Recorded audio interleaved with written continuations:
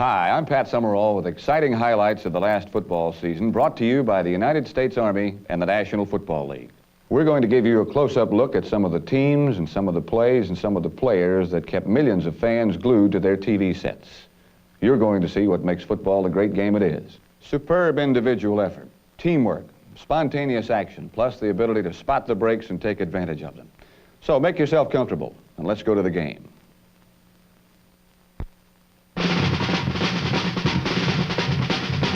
For more than a decade, the Baltimore Colts were winners.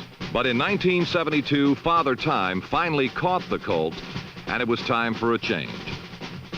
The new Colts are the product of Vice President and General Manager Joe Thomas, who spent the 1973 offseason reshaping a team that had begun to brown along the edges. 21 players, including 12 starters, were dealt away, and the team was far younger than it had been in years. Thomas, who took over direction of the Colts when Robert Irsay purchased the club in 1972, chose Howard Schnellenberger to coach them. A suddenly young Baltimore team raced out to challenge the new season.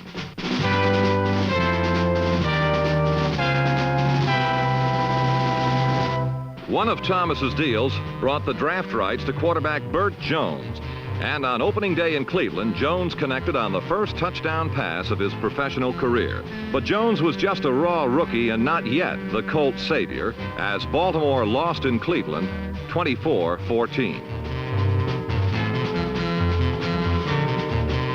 Jones' growing pains continued against the Jets, where 4 times interceptions turned Jones into a tackler.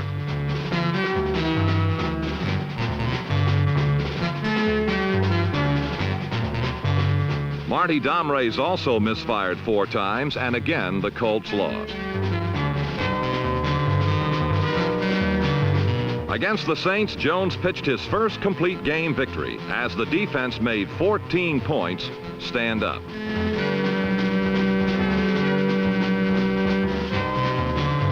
But in their next 2 games, the Colts were bewitched again.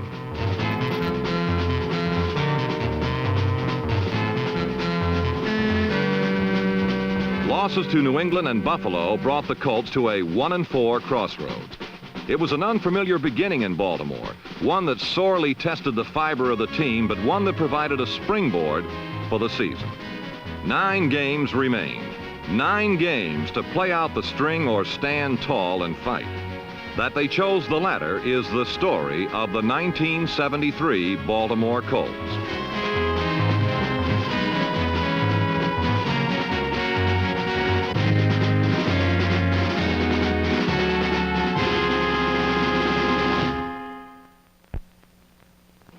I'm Dick Butkus. You know who I am and what I do.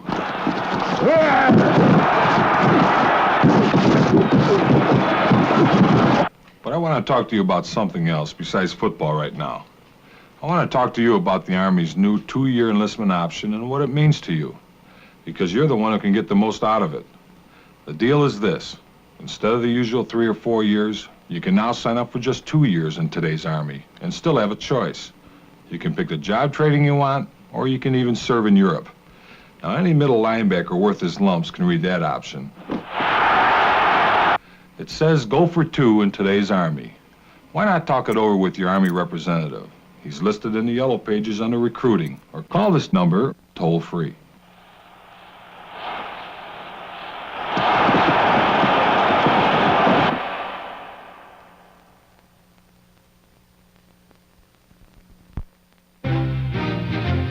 For Schnellenberger and the Colts, the bumpy start smoothed somewhat in the 6th week of the season against the Lions. The offense moved better than it had all season. The defense hunkered down and hit.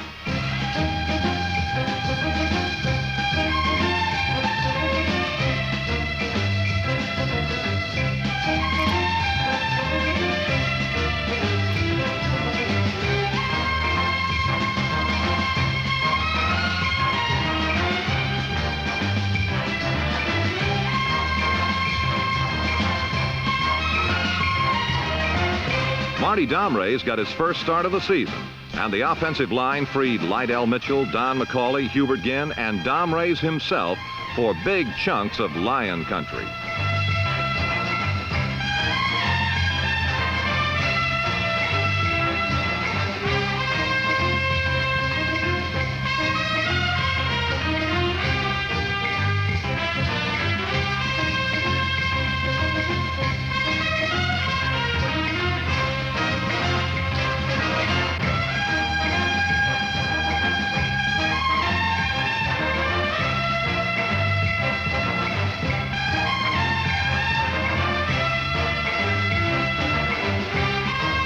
Domrey's hit on 9 of 13 passes for 177 yards, and a 66-yarder to Glenn Dowdy rounded out the Colts scoring. With 29 points, the Colt offense was awakening and had led the Colts to an impressive victory.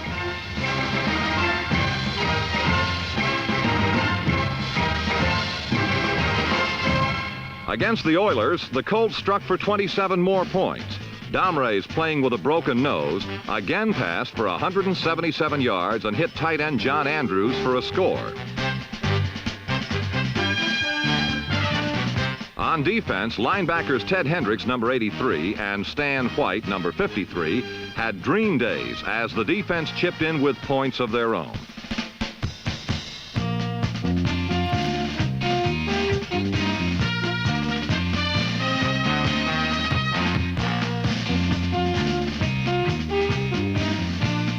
Hendricks' score did not count, but George Hunt hit on his 10th straight field goal, and the Colts had a 27-24 lead with 2 minutes left.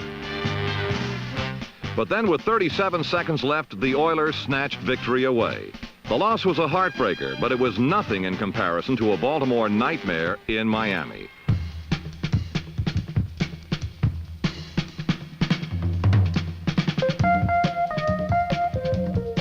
Against the Dolphins, everything that could go wrong did go wrong, and the Dolphins blew out the Colts 44-0.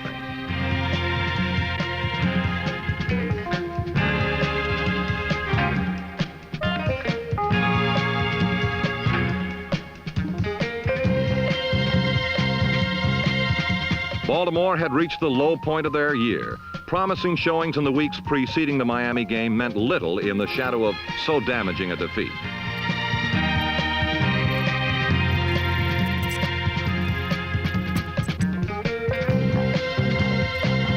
But the game was truly the turning point in the Colts season.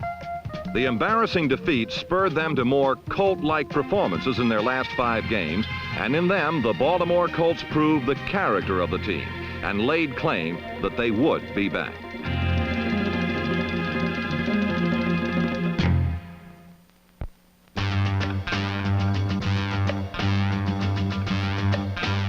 The Colt comeback drive began in Washington, where the defense rocked and socked Redskin runners all afternoon.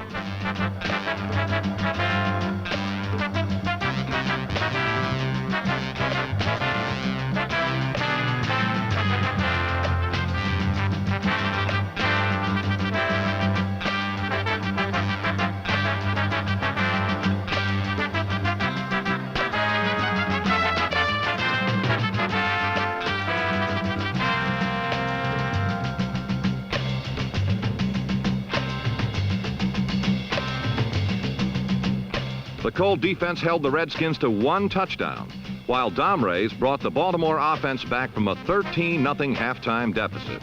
Repeatedly finding Cotton Spire, Domrey's led the Colts back to within 5 points with 6 minutes to play.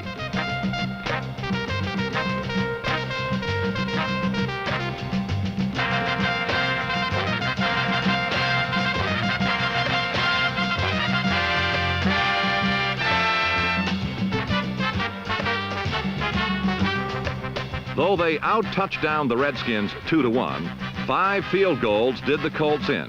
But they had made a strong showing against a 1972 Super Bowl finalist, and the following week against the suddenly surging Bills, the Colts played another tough game. The special teams sprung Spire.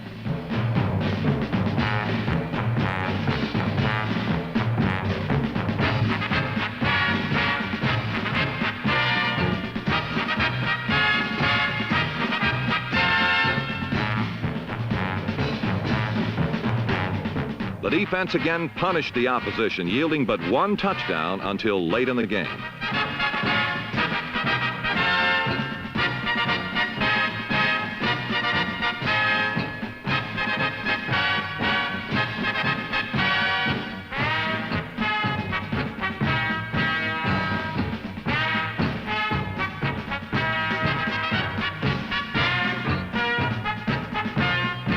Domrey's pass to Tom Mitchell put the Colts ahead 17-10, but then the lights went out. In 23 seconds, the Bills scored 2 touchdowns. For the second straight week, and with shocking suddenness, the Colts narrowly missed a victory in a game they played well enough to win. The close defeats toughened the Colts, for they now believed that they should be winning, that they could do it all, and against the Jets, they pulled out all the stops.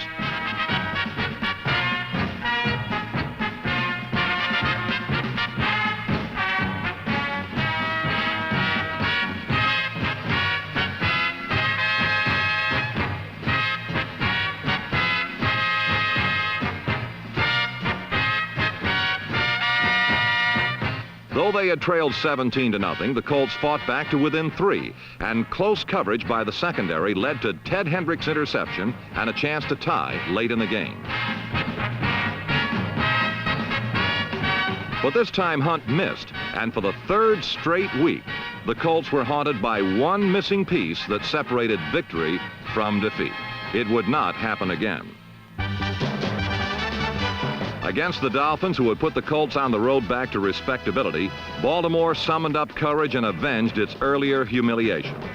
Domrays nailed Tom Mitchell for one score, and with rookie Bill Olds filling in for injured Don McCauley, the Colts drove for another.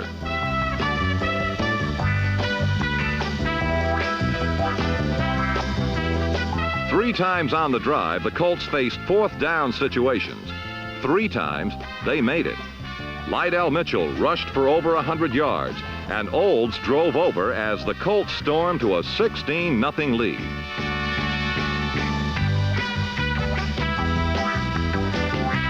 Mike Curtis played his first game since the 5th week of the season, and the inspired gang-tackling Colts, who gave up 44 points in the first Dolphin game, yielded just 3 points to the Super Bowl machine.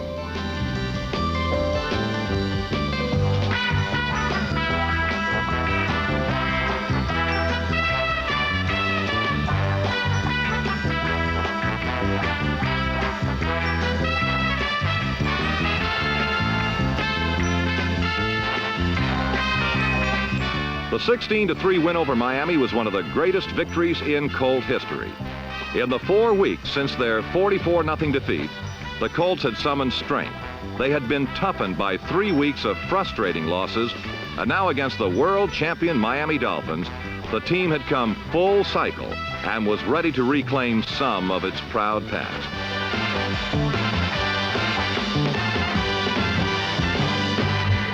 In the snow against the Patriots, the Colts won their 2nd straight and their 4th of the season.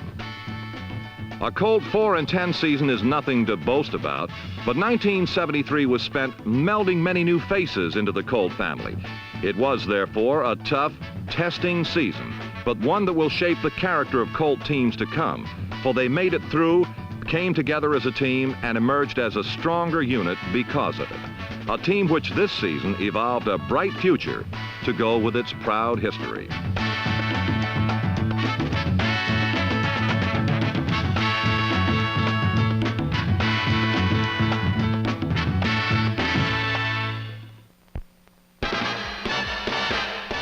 During the strong season-end showing, the Colt defense had been a critical key. In the defensive line, Roy Hilton, Jim Bailey, and rookies Joe Ehrman and Mike Barnes provided the foundation that is basic to any defense: hitting.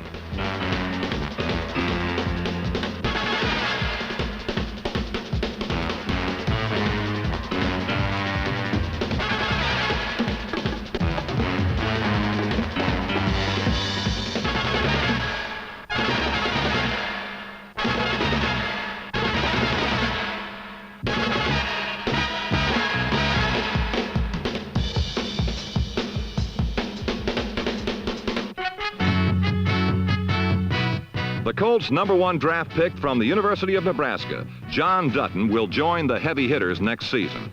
Dutton has tremendous range, and at 6'6" and 250 pounds, he is just that, a heavy hitter.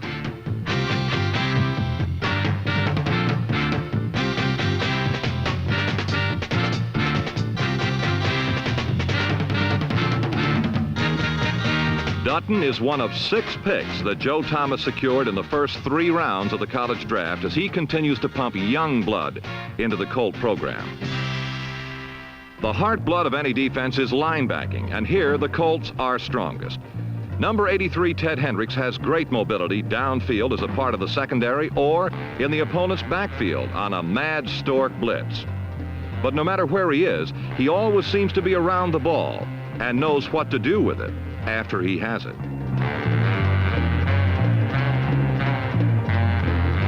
Finally, there's the Hendricks specialty, the blocked kick, yet another facet of the complete player.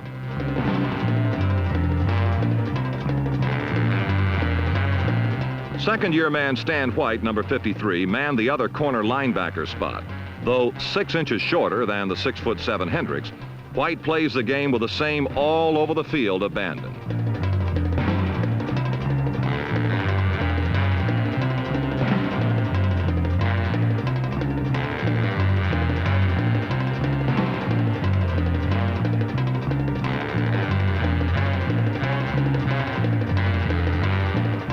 In the middle is the redoubtable Mike Curtis. Injured much of the season, the Colts missed his fiery play.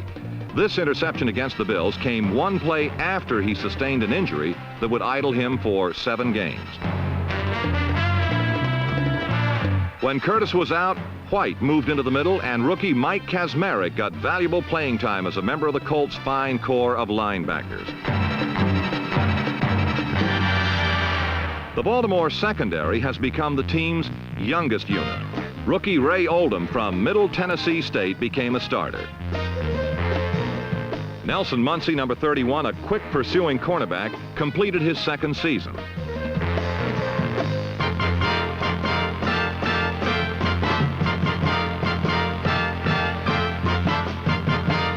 Third-year pro Rex Kern, number 44, had an excellent season in a new position.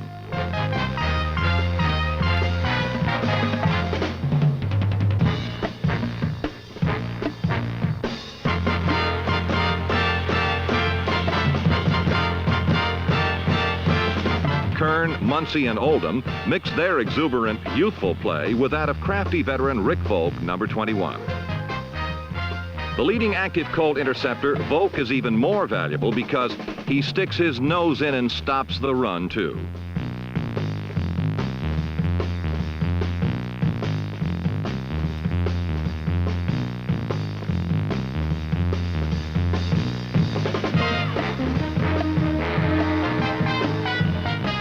Kick return specialist Bruce Laird, number 40, also saw duty in the Colts secondary and fit right in with the youth movement, for he is only in his second season. Perhaps one of the most deadly of all defensive weapons is the punt, and for 8 seasons, David Lee has been booming them in Baltimore. It all adds up to a now young Colt defense that got better as the season wore on and will continue to improve. I want you to be the first to know. I joined the Army, so I guess it means goodbye. Chris, I want you to be the first to know. I joined the Army, so I guess this means goodbye. Oh, wow. Oh. Susie, I want you to be the first to know. I've joined the Army, so I guess it's goodbye. Goodbye? Ginny, I wanted you to be the first to know. I joined the Army, so I guess it's goodbye. Linda, I want you to be the first to know. I've joined the Army, so I guess it means goodbye. Oh, Rod. Ellen, I want you to... With the Army's delayed entry program, you can enlist now and take up to 6 months to say goodbye. When did you join? Oh, actually, last July. For more information on enlistment options in today's Army, call this number, toll-free.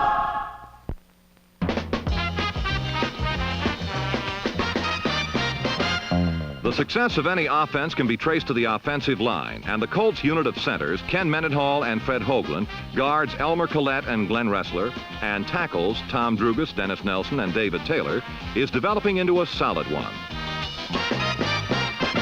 One of their jobs is to protect the passer, but when the quarterback is as durable and as fine a runner as Marty Domrey's, he really doesn't need all that much protection.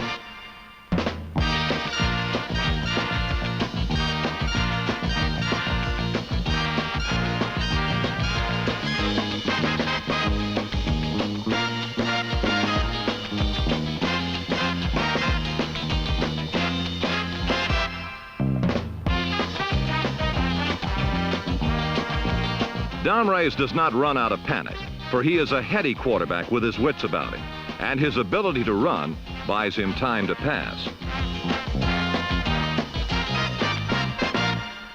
The Colts are fortunate to have Domrey's.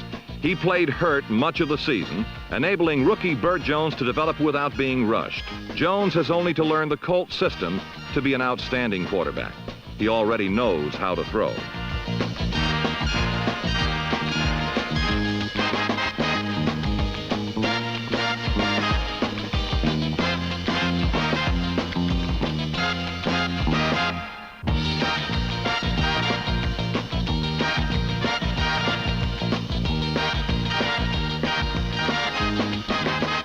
As the season wore on, Jones worked to avoid the interception.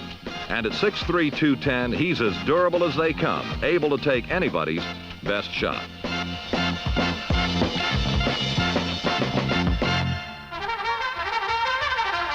But carrying the ball is best left to running backs, men like Don McCauley, who gained over 500 yards rushing in 1973.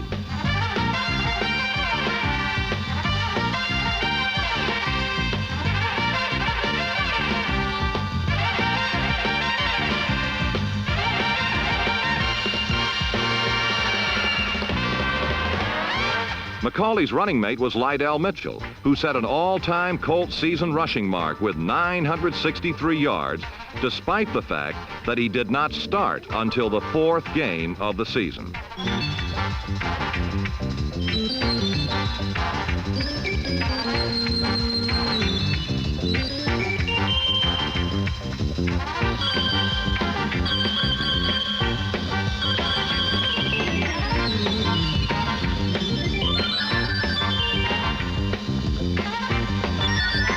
Mitchell was truly an instrument of victory for the 1973 Colts.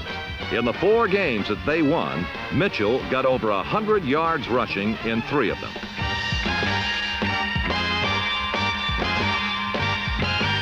The Colts also had 2 fine tight ends. A trade brought Ray Chester from the Oakland Raiders, and he had his best day of the season against his former teammates.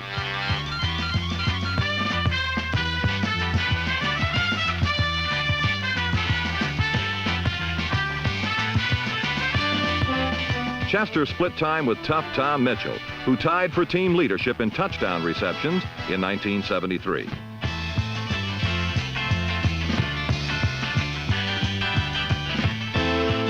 Wide receiver Cotton Spire averaged 19 yards per catch this season, and with great moves like these, also finished 2nd in the AFC in kickoff returns.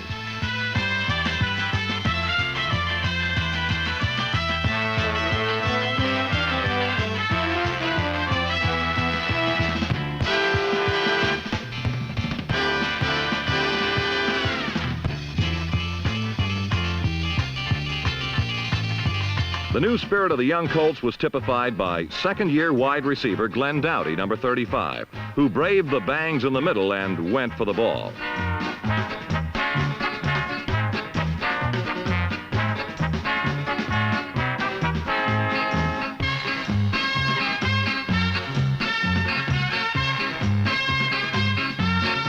But Dowdy was far from a short yardage man, as he averaged almost 23 yards on his 26 receptions and scored 4 touchdowns.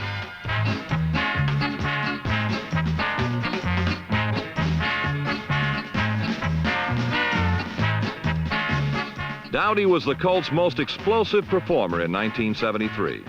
He was on the receiving end of the Colts' longest pass play, a 66-yarder, while gaining almost 100 yards on 9 end-around carries.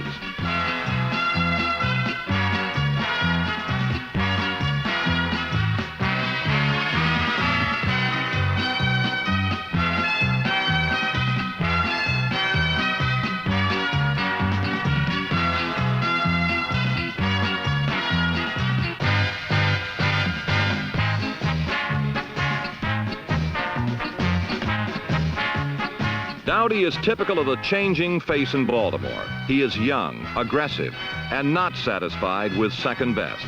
Defensive end Roy Hilton said of the old Colts, "No matter how good Mother Nature is to you, Father Time will catch you." He had caught the pre-73 Colts, And so Joe Thomas drastically overhauled the team. 1973 was a year of developing the new character of the Baltimore Colts, building the foundation on which the Colts will return to glory.